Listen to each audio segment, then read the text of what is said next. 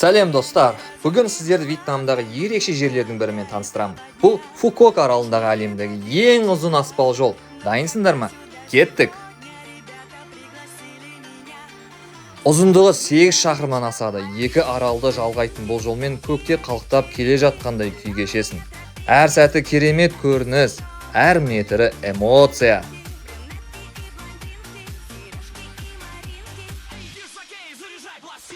Кей сәттерде биіктігі 160 метрге жетеді. Қарап тұрып деміңді ішіне тартып аласың. Бірақ қорқудың қажеті жоқ.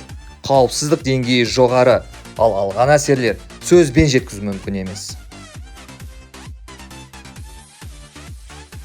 Қарап тұрсаң, ашық мұхит, көкжиекпен астасқан көгілдір әлем.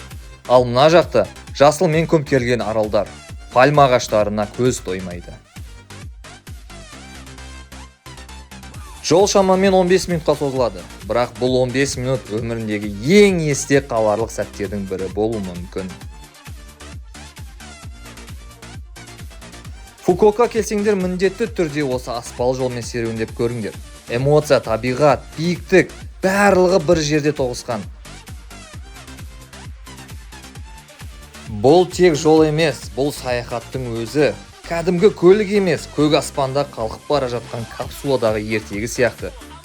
Қасындағы адамдармен бірге бөлісетін сәттер, желдің сәл сарбыз үні мен табиғаттың тыныштығы, осының бәрі ұмытылмас әсер қалдырады. Келесі влогтарда кездескенше, лайк басып, пікір қалдыруды ұмытпаңдар. Айтпақшы, бұл әлемдегі ең ұзын аспал жол ретінде Гиннестер рекорд кітапшасына енген.